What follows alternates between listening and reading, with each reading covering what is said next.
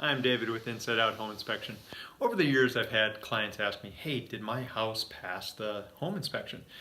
And, for me and for any home inspector, that's hard to answer. It's not really a pass-fail. What we're looking for are the defects, safety hazards, items that are going to be a costly repair or expense for the new buyer. So we're going through the house, we're finding these things, and we're relaying that information to you, the home buyer.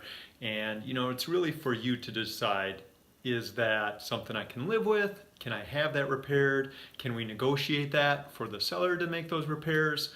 So pass fail, I really don't know. But again, and every home buyer is going to have their own set of skill sets and what's acceptable to them.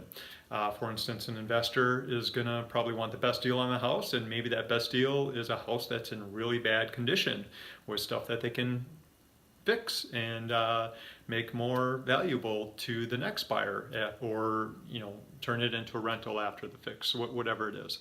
But I guess my point is, every buyer is going to be unique on what they want or expect from the home. And so to say a house pass or fails, I really don't know. That's really up to the home buyer to determine, hey, does this fit what we're looking for? Does this fit our needs as our new home?